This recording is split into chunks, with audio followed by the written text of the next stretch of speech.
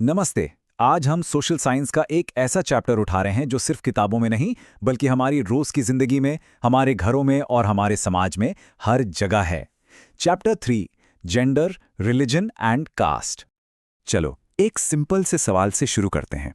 जरा सोचो, अपने घर में ज्यादातर काम जैसे खाना बनाना, सफाई करना, कपड़े धोना, ये सब काम मम्मी या बहन ही क्यों करती हैं?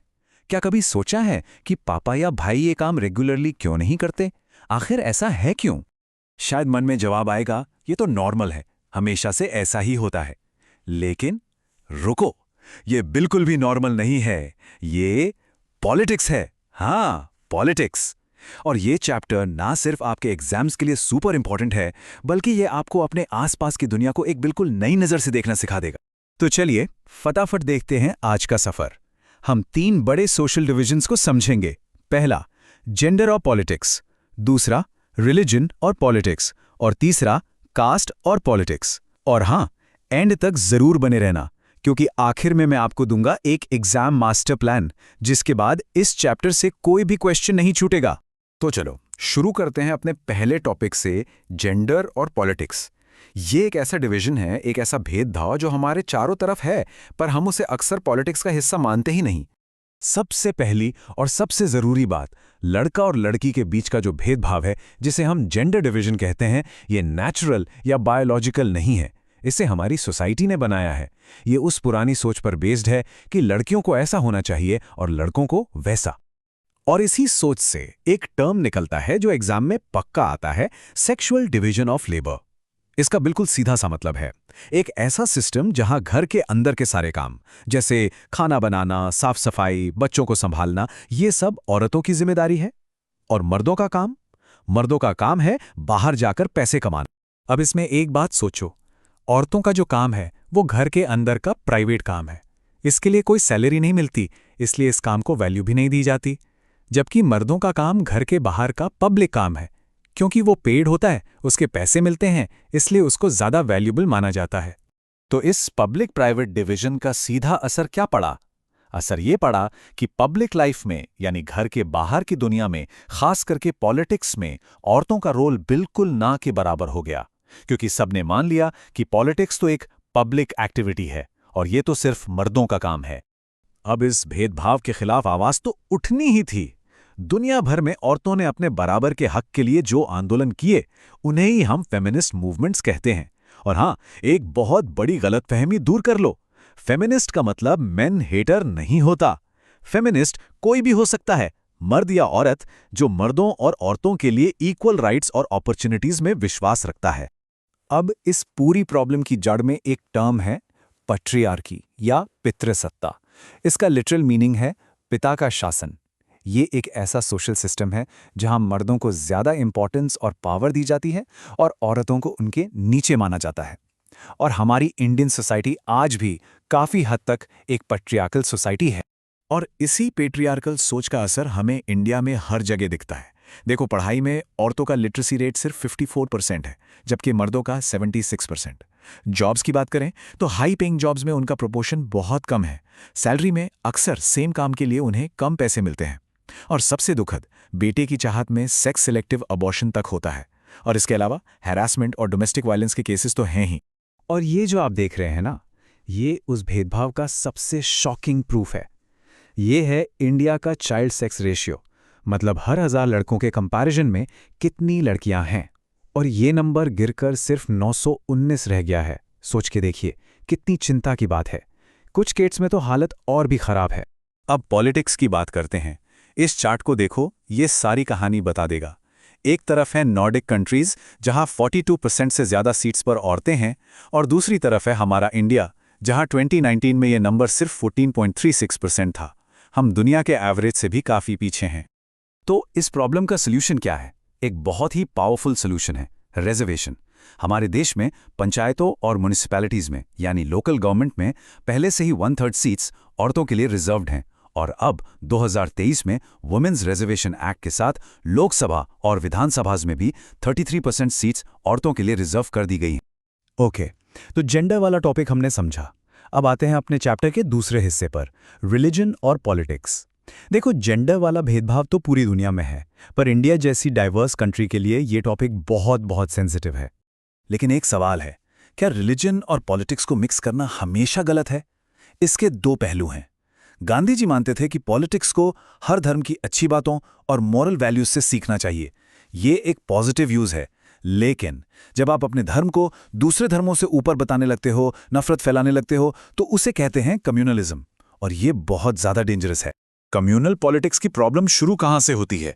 ये इस सोच से शुरू होती है कि एक धर्म को मानने वाले सभी लोगों के इंटरेस्ट्स एक जैसे हैं और वो दूसरे धर्मों के लोगों के खिलाफ हैं।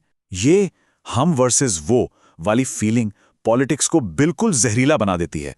और ये कम्युनलिज्म एकदम से दंगे नहीं करवाता, ये धीरे धीरे फैलता है। पहले स्टेज में हम दूसरे धर्मों के बारे में गलत सोच रखते हैं, फिर मेजॉरिटी कम्युनिटी अपना पॉलिटिकल डोमिनेंस बनाना चाहती है। उसके बाद वोट्स के लिए धार्मिक सिंबल्स का इस्तेमाल होता है, और इसका सबसे गंदा, सबसे भयानक रूप है दंगे और हिंसा। तो इंडिया में रिलीजियस सीन है कैसा? ये चार्ट देखो। 2011 सेंसस के हिसाब से इंडिया में लगभग 80% हिंदू हैं, 14% मुस्लिम और बाकी दूसरे धर्मों के लोग हैं। और हाँ, एनसीईआरटी ये भी बताता है कि एक्सपर्ट्स का मानना है कि आने वाले समय में इस पॉपुलेशन बैलेंस में कोई बहुत बड़ा बदलाव नहीं आएगा। तो इतनी बड़ी प्रॉब्लम का, कम्युनलिज्म की चुनौती का सॉल्यूशन क्या निकाला हमारे कॉन्स्टिट्यूशन मेकर्स ने? उन्होंने इंडिया को बनाया एक सेक्युलर स्टेट, यानी धर्मनिरपेक्ष राज्य। ओके, इस स्लाइड पर पूरा फोकस। ये 5 मार्क का पेट क्वेश्चन है। इसके 4 पॉइंट्स हैं।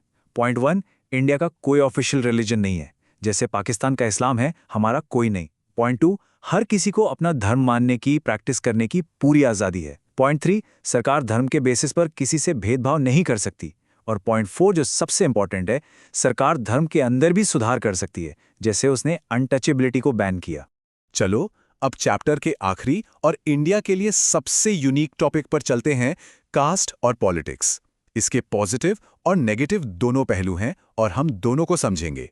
तो कास्ट सिस्टम आखिर था क्या? ये एक हेरिडिटरी ऑक्यूपेशनल डिवीजन था, मतलब आपका काम आपके जन्म से डिसाइड होता था। और ये सिस्टम भेदभाव पर, डिस्क्रिमिनेशन पर बेस्ड था। इसमें अनटचेबिलिटी या छुआछूत जैसी बहुत ही गंदी प्रथाएं भी थीं। लेकिन क्या आज भी कास्ट सिस्टम वैसा ही है? नहीं। सोशल रिफॉर्मर्स जैसे डॉक्टर अंबेडकर, गांधी जी और शहरों के विकास की वजह से पुराना कास्ट सिस्टम कमजोर हुआ है। अब शहरों में कोई नहीं पूछता कि बस में साथ कौन सी जाति का इंसान बैठा है। लेकिन इसका मतलब ये नहीं कि जाति खत्म हो गई है। खासकर शादी के मामलों में जाति आज भी बहुत इंपॉर्टेंट है। तो पॉलिटिक्स में जाति का असर कैसे दिखता है? इलेक्शंस के टाइम पार्टियां कास्ट गणित देखकर कैंडिडेट चुनती हैं। वोट्स के लिए जाति की भावनाओं का इस्तेमाल होता है। लेकिन इसका एक पॉजिटिव साइड भी है। 1 पर्सन 1 वोट की वजह से सो कॉल्ड लोअर कास्ट को भी पॉलिटिकल पावर मिली है, अपनी आवाज उठाने का मौका मिला है। लेकिन एक मिनट, क्या इसका मतलब ये है कि इंडिया में इलेक्शंस सिर्फ कास्ट पर ही जीते जाते हैं, कि वोट तो जाति पर ही पड़ेगा? इसका जवाब है बिल्कुल नहीं। सिर्फ जाति इलेक्शन डिसाइड नहीं करती, और एनसीईआरटी इसके पीछे 4 सॉलिड रीजन देती है। नंबर 1, किसी भी एक सीट पर किसी एक जाति की मेजॉरिटी नहीं होती। नंबर 2, कोई भी पार्टी ये नहीं कह सकती कि एक जाति का सारा वोट उसी को मिलेगा। नंबर 3, अक्सर एक ही जाति के कई कैंडिडेट खड़े हो जाते हैं तो वोट बढ़ जाता है। और नंबर 4, वोटर्स अब स्मार्ट है, वो पार्टी का काम और नेता का चेहरा भी देखते हैं। अब इस स्टोरी में एक ट्विस्ट है। अभी तक हमने कास्ट इन पॉलिटिक्स देखा, अब समझो पॉलिटिक्स इन कास्ट। मतलब सिर्फ जाति ही पॉलिटिक्स पर असर नहीं डालती, बल्कि पॉलिटिक्स भी जाति को बदलती है।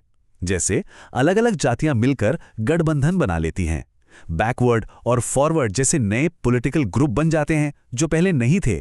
तो चैप्टर के तीनों मेन कॉन्सेप्ट्स, जेंडर, रिलीजन और कास्ट, अब क्लियर है। और अब वो टाइम आ गया है जिसका सबको इंतजार रहता है, हमारा एग्जाम मास्टर प्लान। चलो देखते हैं इस चैप्टर से फुल मार्क्स कैसे लाने हैं। चलो जल्दी से इस स्लाइड का स्क्रीनशॉट ले लो। ये हैं इस चैप्टर के सबसे इंपॉर्टेंट 1 मार्क्स के डेफिनेशंस और facts. Sexual division of labour, feminist, patriarchy, communal politics, इनकी डेफिनेशन बिल्कुल रट लो। और 2 इंपॉर्टेंट कानून, 1976 का इक्वल रेम्यूनरेशन एक्ट और 2023 का विमेन्स रिजर्वेशन एक्ट। ये टेबल आपके लॉन्ग आंसर्स को स्टार बना देगी। जब आप अपने आंसर में ये डेटा लिखोगे तो एग्जामिनर पर अच्छा इंप्रेशन पड़ेगा। Women's literacy 54%, men's 76%, child sex ratio 919 और लोकसभा में औरतें 14.36%। ये 4 फिगर्स याद कर लो। चलो अब थोड़ा सा दिमाग की एक्सरसाइज करते हैं। इन 3 सवालों पर सोचना जरूर। सवाल 1, जेंडर के मुद्दे उठाना अच्छा है पर धर्म या जाति का इस्तेमाल बुरा, ऐसा क्यों? सवाल 2, सोचो अगर इंडिया का कोई ऑफिशियल रिलीजन होता तो हमारी डेमोक्रेसी का क्या होता? और सवाल 3, अगर एक सीट पर एक जाति का दबदबा है तो वहां से दूसरी जाति का कैंडिडेट कैसे जीत सकता है? अब देखते हैं बोर्ड एग्जाम का पेपर कैसा दिखता है। 1 मार्क्स में सीधा सवाल आएगा, व्हाट इज पेट्रियार्की। 3 मार्क्स में पूछा जा सकता है, कम्युनलिज्म के 3 रूप बताओ। और 5 मार्क्स का सबसे हॉट क्वेश्चन, इंडिया एक सेक्युलर स्टेट कैसे है, समझाओ। चलो एक छोटी सी मेंटल एक्टिविटी करते हैं।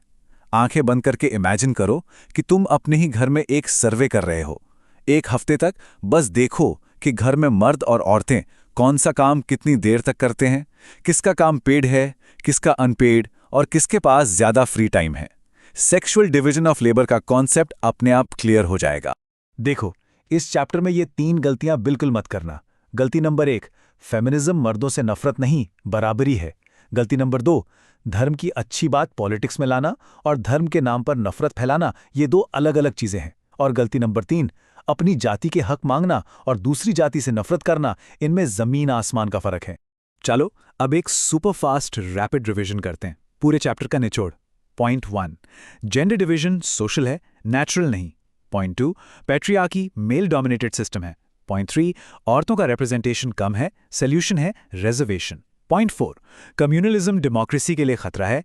पॉइंट 5, इंडिया एक सेक्युलर स्टेट है। और पॉइंट 6, जाति पॉलिटिक्स पर और पॉलिटिक्स जाति पर असर डालती है। That's it. और ये रहा मेरा फाइनल एग्जाम टिप। इस चैप्टर से तीनों टॉपिक्स यानी जेंडर, रिलीजन और कास्ट, तीनों से 5 मार्क के लॉन्ग क्वेश्चंस बन सकते हैं। इसलिए आज ही इस चैप्टर के शॉर्ट नोट्स बना लो, सारी डेफिनेशंस और बुलेट पॉइंट्स एक जगह लिख लो। और आखिर में बस इतना याद रखना, यह चैप्टर सिर्फ मार्क्स के लिए नहीं है, ये आपको एक पावर देता है अपने आसपास के समाज को ठीक से समझने की। इस पावर को यूज करो, सीखते रहो और जीत आपकी ही होगी। All the very best.